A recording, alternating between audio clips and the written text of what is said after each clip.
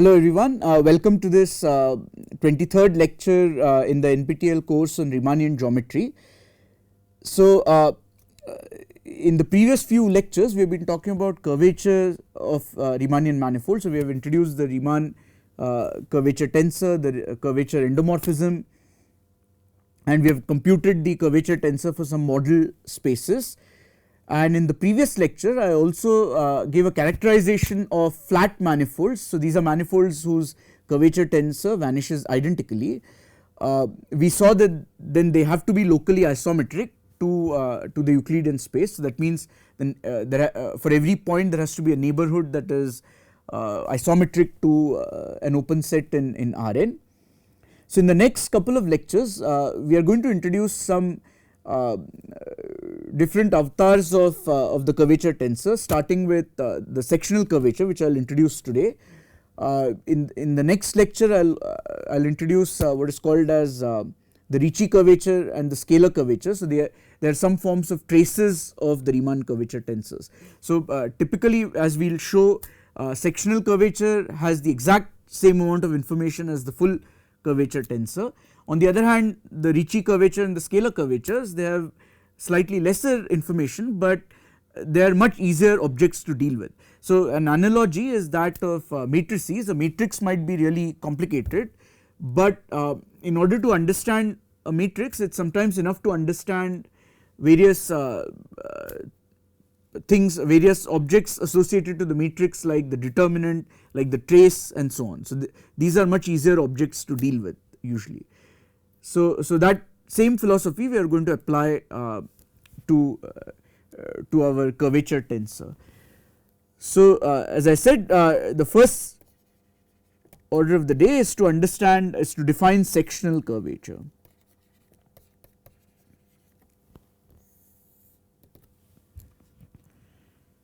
Okay, so for tangent vectors in the tangent space at some point P, which are linearly independent,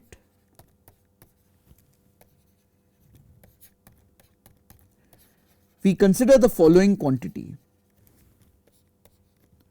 k of u comma v is going to be Rm of u comma v comma v comma u divided by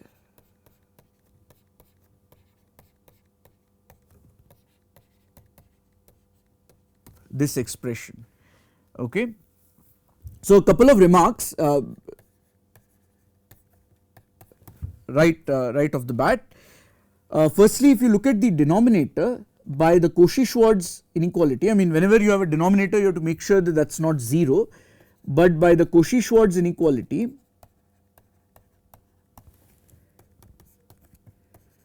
if uv are linearly independent, then in fact the absolute value of this is less than the product of norm v and norm u. Okay, sorry, strictly less than. So in fact the equality part of Cauchy-Schwarz says that if you have equality, then v better be a multiple of u, or vice versa, right.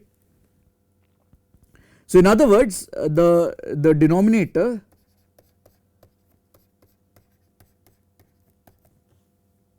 is actually strictly positive, and in particular cannot be 0. This is actually a nice interpretation of the denominator. So one can consider the wedge product of the tangent space. So elements of this are basically given by if you haven't seen this in linear algebra or in your smooth manifolds course, let me just remind you that this is basically R linear span of elements of this type, okay, where uv are tangent vectors, and you mod out by, you define u wedge u to be 0. Okay, so you mod out by this equivalence relation. So it turns out that the metric G P on TPM induces in a natural way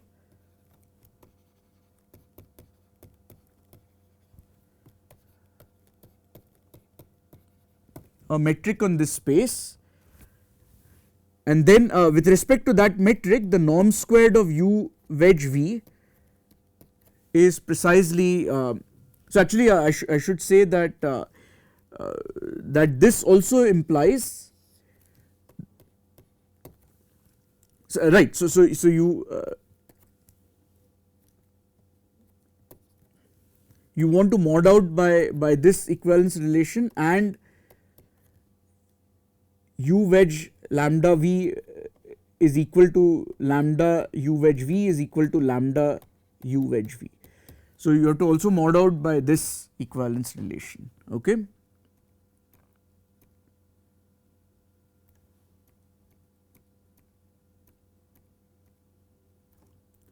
All right. So then one can check that with the induced norm on this wedge product, this is precisely given by U squared V squared minus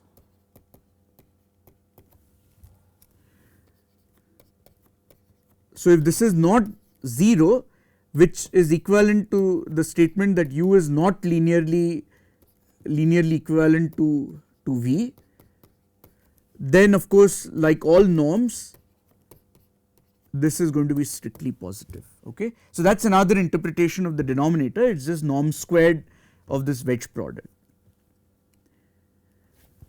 Right, but now the key claim is the following, that suppose you have two other vectors x and y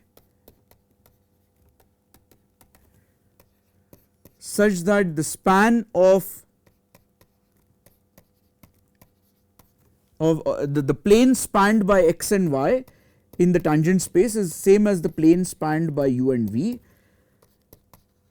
then the claim is that this function k is also the same. Okay, so I won't prove this completely, but let me indicate how one proves this. It's a simple algebraic calculation. So suppose, I mean, what do I mean by saying that the plane spanned by x and y is the same as the plane spanned by u and v? That means I can represent x and y as linear combinations of u and v. Okay, so let's where this A, B, C, D is some invertible matrix, 2 cross 2 invertible matrix, right. So then one can actually check, a simple calculation shows that if you compute this, this is going to be simply AD minus BC, that means the determinant of this matrix squared times Rm of U V V U. Okay. Similarly, one can show that so similarly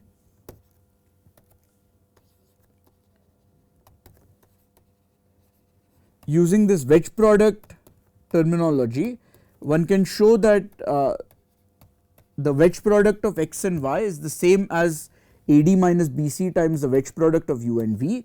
So then the norms also must scale appropriately. So this norm squared is also AD minus BC squared times. So now when you divide the two, you basically get this relation. Okay.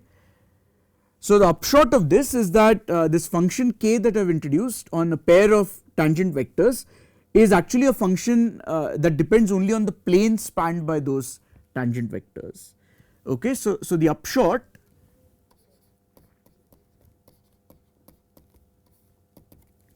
is the following, that we get a function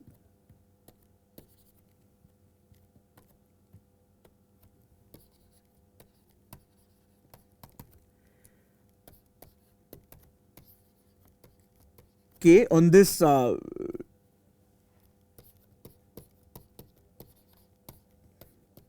the Grassmannian, the 2 Grassmannian of the tangent plane. So what is the 2 Grassmannian? By definition,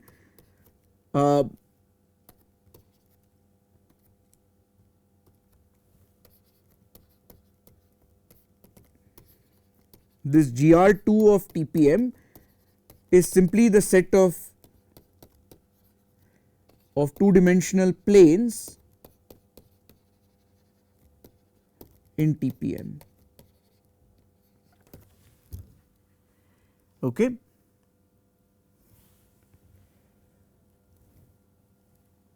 So here's a definition.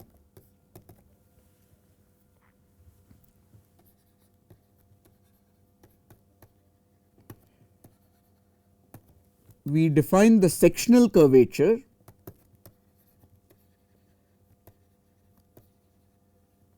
and so now instead of k I am going to use the symbol sec to be this function on the 2 planes on the tangent space of M to R, which is simply given by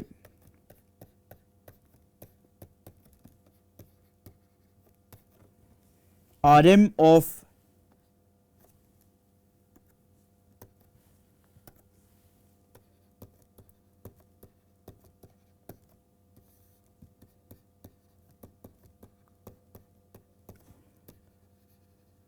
where the plane pi is spanned by u and v. And as we saw in the previous slides, that's independent of the basis that you have chosen. Okay. So we define the sectional curvature of mg at this point P by this function. Okay. All right, so let's look at some examples. So firstly, if you are working with a flat manifold, then Rm is identically 0. So this implies that the sectional curvature is 0 for all 2 planes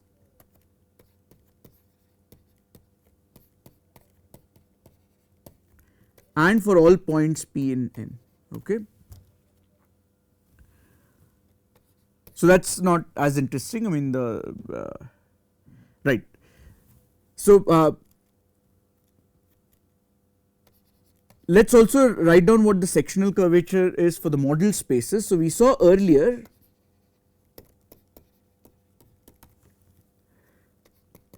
that for the model space M kappa G kappa,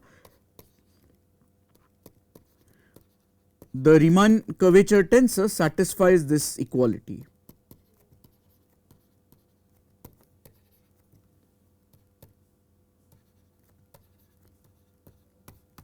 Okay.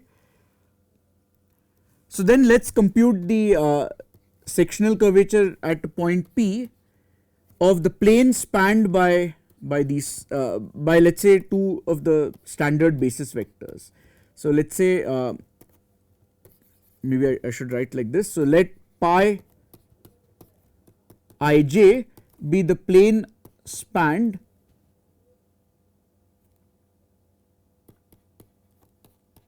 by del I at P and del j at P. Okay. So then the sectional curvature of this ijth plane, by definition that's going to be Rm of del I del j del I divided by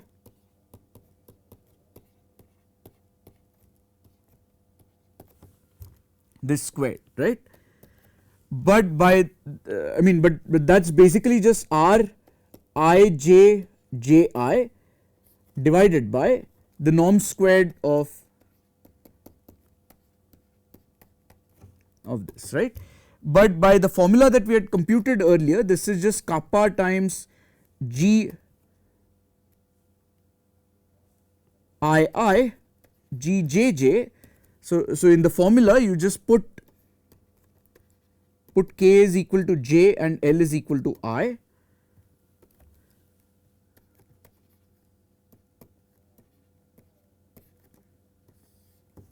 divided by, but the norm squared of del I wedge del j is also precisely g I g j j minus g I j squared. So in the end you get just kappa. So the model spaces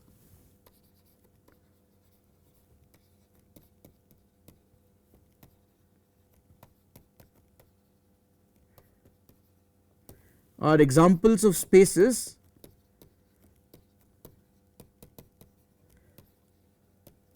with constant sectional curvature. So we write this usually as the sectional curvature being identically kappa, or equivalently the sectional curvature at any point for any plane is equal to kappa.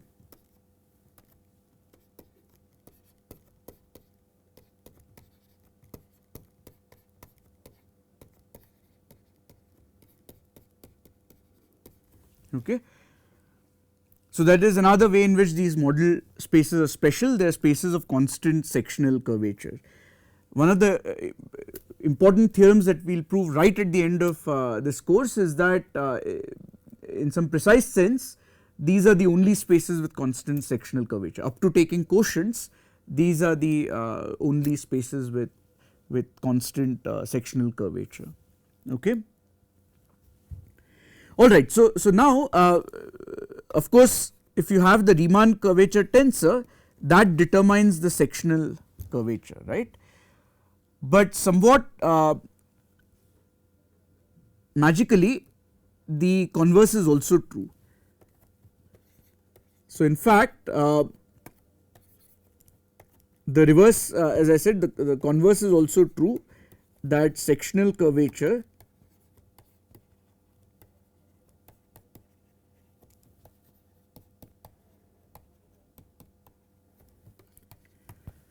actually determines the curvature tensor Rm. Okay. So here's why, let me try to convince you that this is not as magical as it appears at first glance. I mean, why would it appear magical? Because if you go back to the definition of the sectional curvature, you are evaluating only Rm with these vectors uv in a very special formation, right. On the other hand, the usual Riemann curvature tensor involves things of this type. The full curvature tensor involves things of this type, right. So the fact that you are only evaluating the Riemann curvature tensor for this sort of special form, then it's quite surprising that this in fact determines the complete Riemann curvature tensor. Okay. So at first glance, as I said, this might appear quite mysterious and magical, but let me maybe try to give you an analogy by which I want to convince you that this is not completely that surprising. Okay.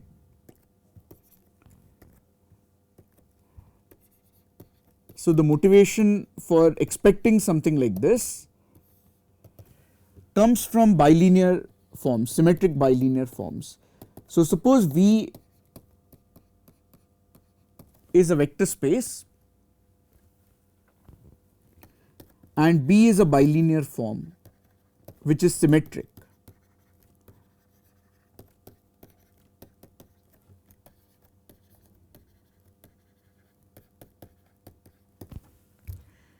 Okay. So then if we let Q be the associated quadratic form, so suppose this is the associated quadratic form,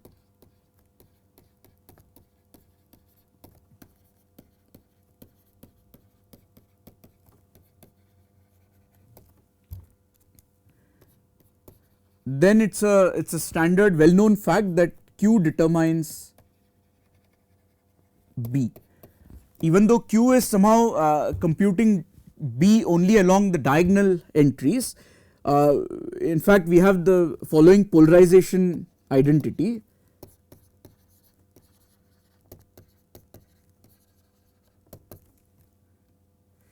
Right. So, via the following polarization identity, that B of u comma v is simply half of q of u plus v minus q of u minus q of v. Okay. So, in some sense, what we will be establishing is that there is some sort of polarization identity that implies that in fact the sectional curvature, which again is some form of sort of you are computing the curvature tensor only along some diagonal, that is in fact enough to determine the complete curvature tensor. Okay. So, this should convince you that it is not as surprising as one might feel at first glance. Okay. So, so in fact this is a purely algebraic statement that the sectional curvature is completely determines the curvature tensor. So, we are going to abstract out, forget about the background geometry and just abstract out the algebraic part. Okay. So, now consider a finite dimensional inner product space.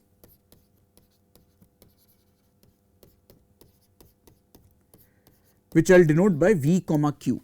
So, V is a finite dimensional vector space and Q is an inner product on it. So, here is a definition.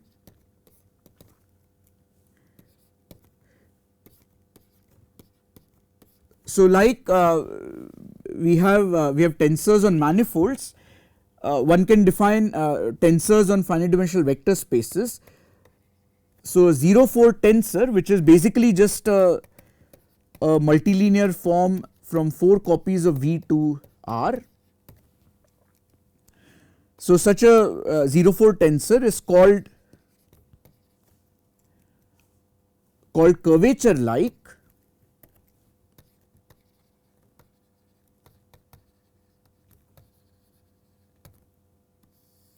if it satisfies some of the algebraic properties of a curvature tensor. So, if it satisfies these two properties, so I will label them as curvature like 1, which means that it has the symmetries of the curvature tensor. So, which just means that f of x, y, z, w is the same as minus f of y, x, z, w, which is the same as f of z, w, x, y, and then which is of course the same as minus x, y, w, z. Okay.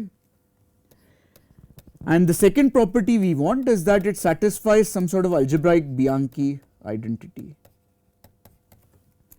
which just means that if you take f of x, y, z, w and then cycle through the first 3 indices, so plus f of z, x, y, w plus f of y, z, x, w, that ought to be 0.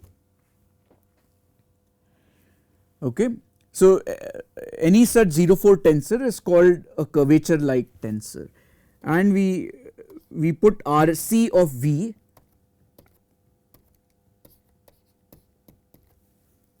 to be the set of all curvature like tensors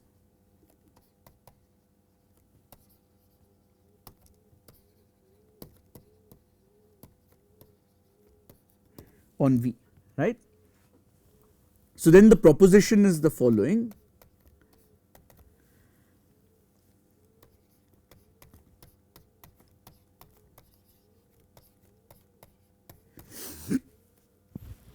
That if f is a curvature like tensor such that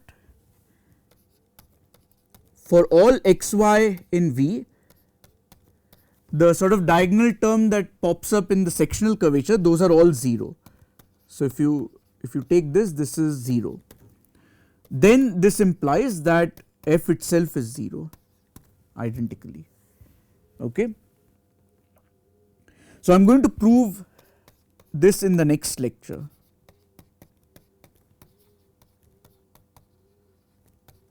Okay.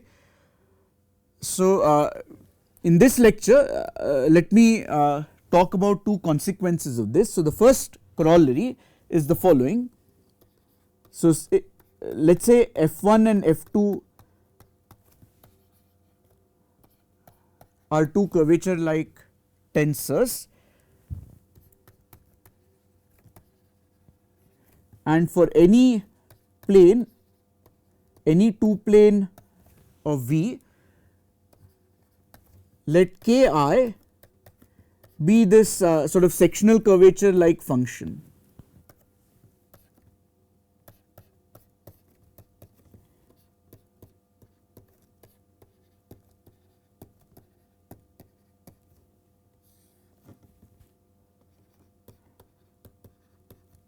Okay, remember Q was an inner product on my vector space V. Okay, so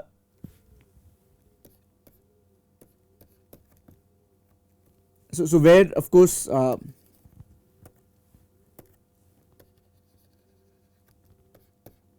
where pi is spanned by x and y. So x and y is a basis for pi. The same calculation as before shows that these functions ki's. So we actually, if you look back at that calculation, we only used not even the Bianchi, we only used the symmetries of the curvature tensor. So so these ki's will depend only on the two planes spanned by x and y and not on x and y themselves. So this function is well defined. So the statement is that if K1 is identically equal to K2 for all two planes, this implies that F1 is identically equal to F2. Okay, so in particular, this implies that that the full curvature tensor is completely determined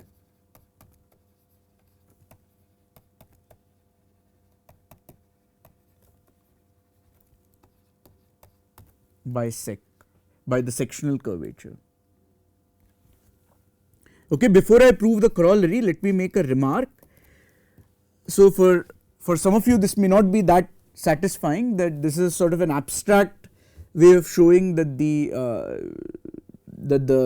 sectional curvature completely determines the Riemann curvature tensor. However, one can actually explicitly write down a polarization identity.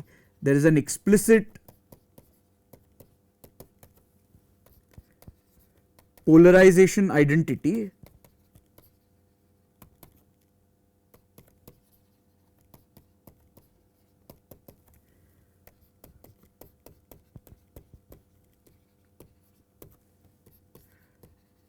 expressing Rx of this in terms of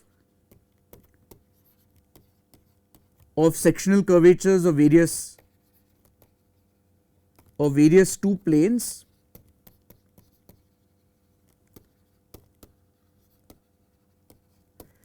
involving x, y, z and w, and this explicit identity is given in a book by Cheeger and Ebin called Comparison Theorems in Geometry or Comparison Geometry. But as you can imagine, this is much uglier and much more complicated looking than the polarization identity for bilinear forms, because bilinear forms are just 0-2 tensors, whereas these are 0-4 tensors, right. So it's imaginable that it's not very surprising that the corresponding polarization identity is much more complicated. And so it's actually much easier to write down this more sort of abstract proof that the sectional curvature determines the curvature tensor. So let's prove the corollary. Okay, so so the proof is this is a useful trick. So let delta be given by the difference between the two. Okay.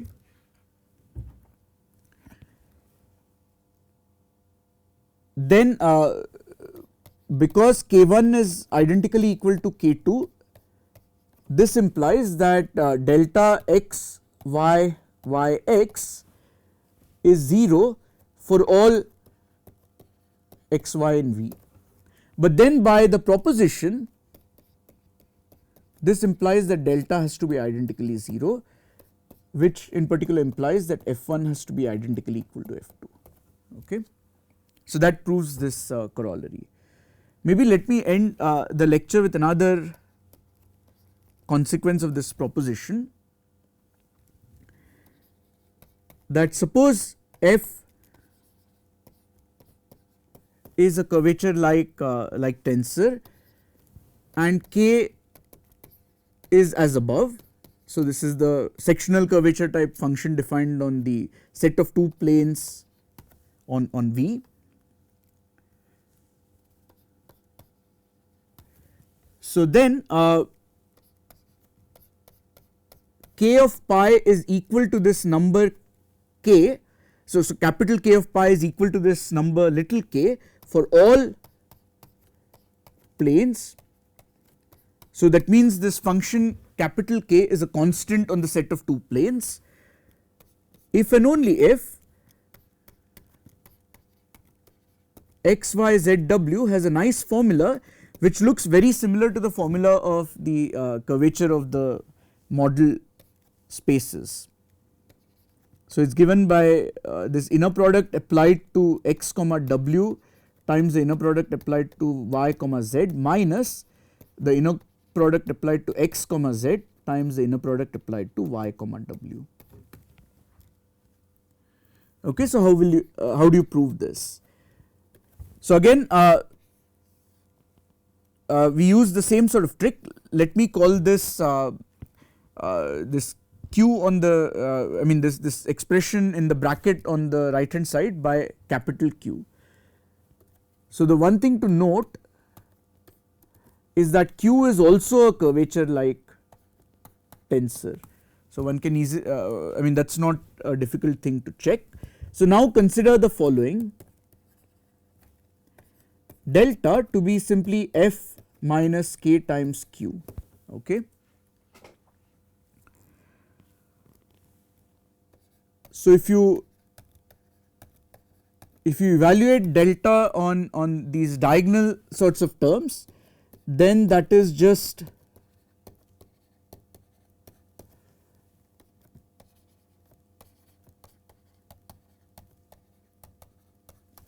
okay. But by definition this is basically the function K up to multiplication by this norm of this wedge product with respect to Q, right. On the other hand, when you plug in W equals x and Z equals y, this tensor capital Q is also simply the norm of this wedge product with respect to Q. Okay, but then that is 0 because K on any plane is given by little k. Okay, so delta is a curvature like tensor which vanishes on these diagonal type elements, which means that delta is identically 0 by the proposition, and this in turn means that F is given by little k times this capital Q, which is exactly what the corollary was claiming. Alright, so that is it for this lecture. In the next lecture I will I'll prove the proposition firstly, and then I'll introduce some easier curvature quantities, namely the Ricci curvature and the scalar curvature. Okay, so that's it for this lecture. Thank you for your attention, and I'll see you in the next lecture. Thanks.